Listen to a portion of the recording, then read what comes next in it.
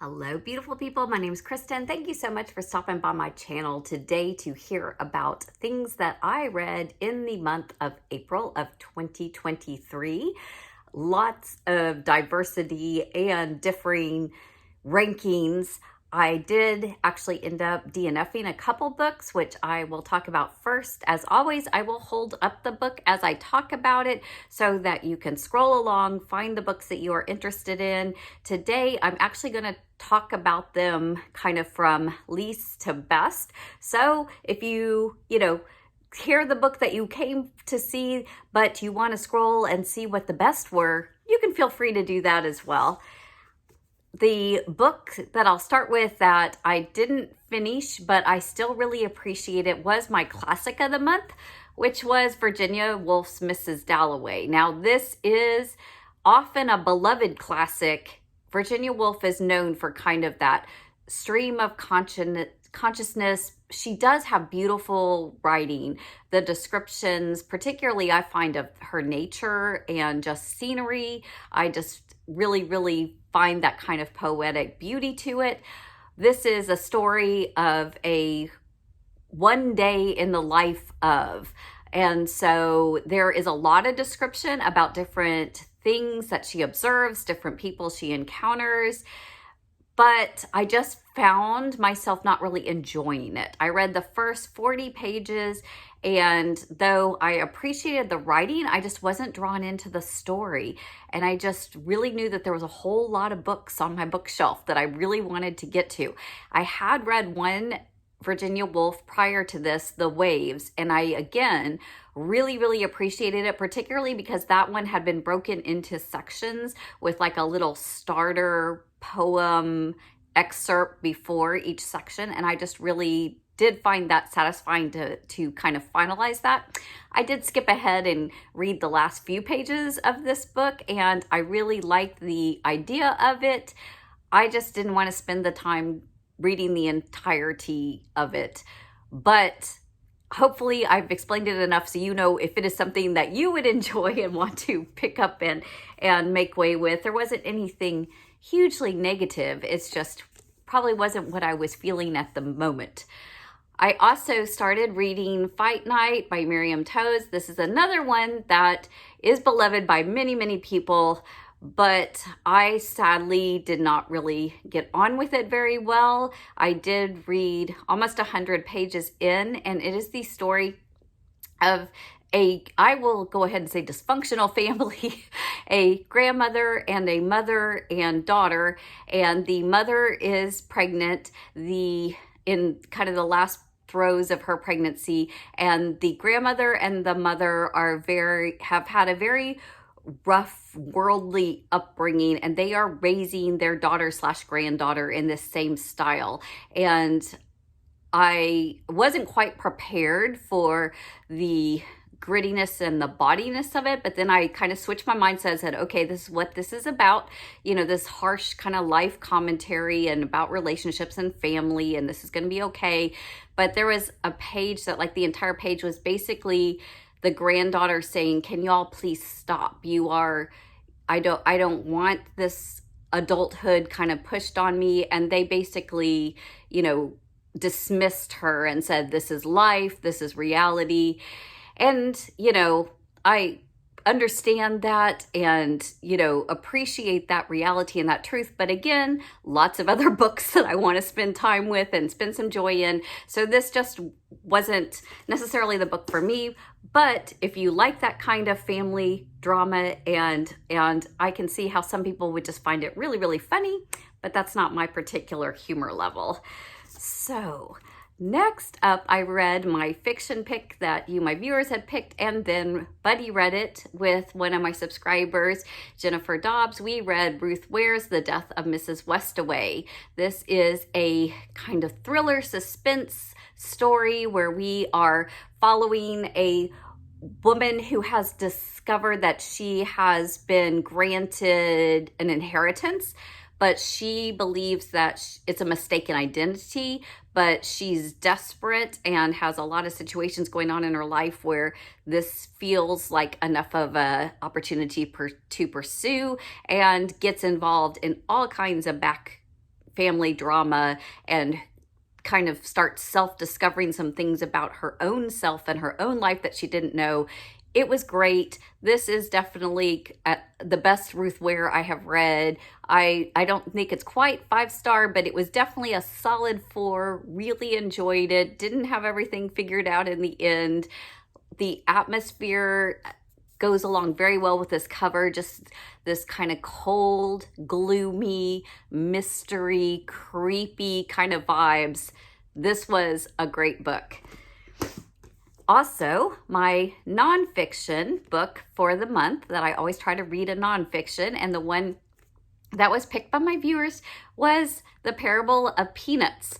And this book, Robert Short, actually is way deeper and more in depth than I was anticipating. It goes into the old school theologians of Barth and Calvin and all of those early kind of church founders, and takes their theology, looks at, you know, what Bonhoeffer said, and then applied it to Charles Schulz and his religious faith, who was a proclaimed Christian. And if you've watched some of the Peanuts cartoons or movies, you know that he often will even quote scripture. There is reference to that, and there was a lot of great cartoons. So I do want to scroll a few of my very favorites at the end of this video, so stay tuned. If you're watching this part of it, you might want to skip to the end, because I will just leave that montage of favorite cartoons.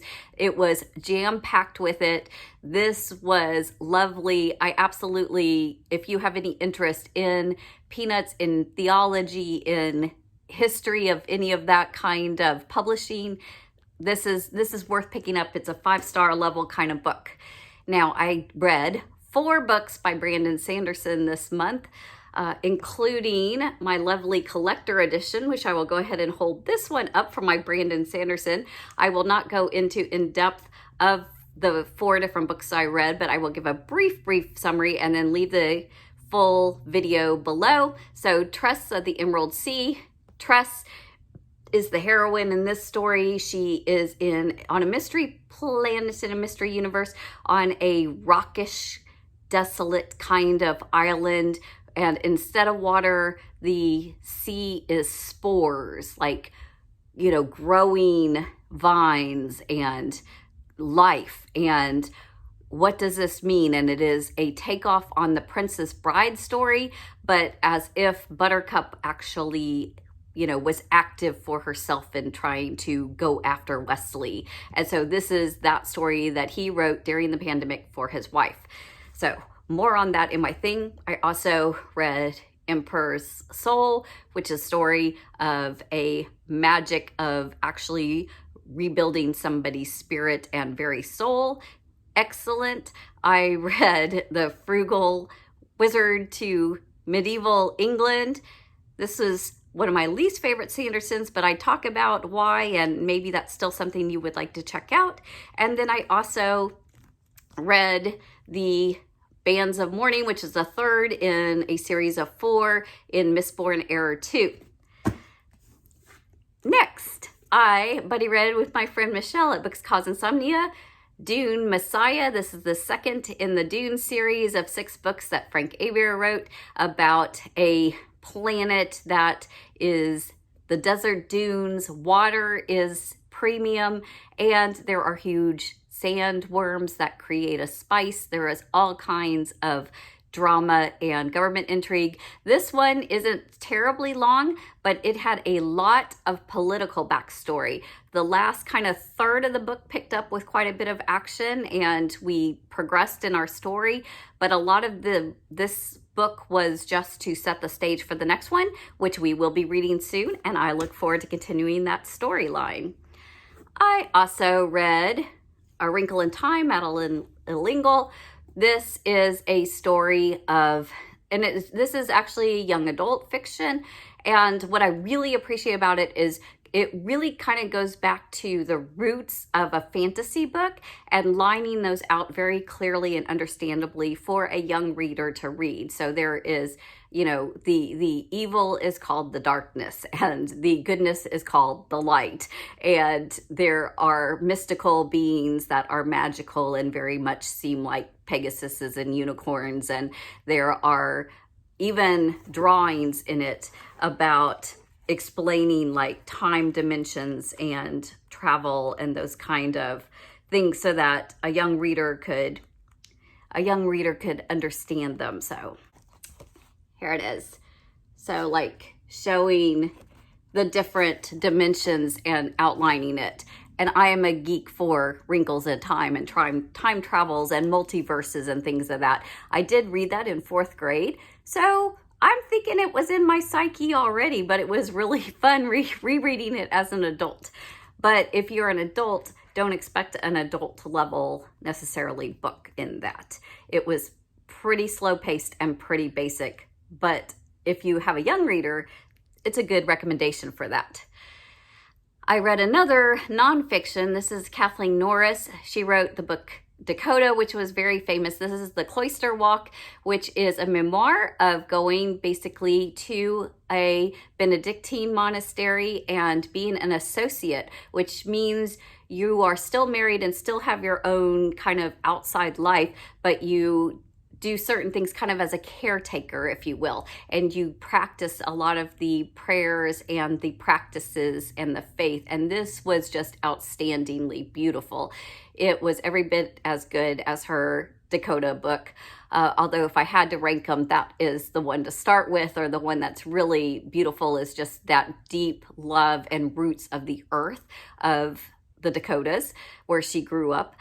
And this book also gives good insight into the Benedictine way of life, which I hadn't known a whole lot about. And it is just also a very beautiful spiritual practice of honoring nature, honoring our spirits, honoring rest, and honoring cycles of life. And so this is a very peaceful book also to read. So you get that beautiful kind of poetic writing that she has. You get some memoir kind of backstory on her life and kind of where she goes. In a couple of the chapters, you know, her tangents were less interesting, but overall it was a beautiful, beautiful ride. And I'm still going to, you know, approach the 5-star on that. Another biography or autobiography even is Ben Franklin's. These are the actual journal and notes that he wrote throughout his life.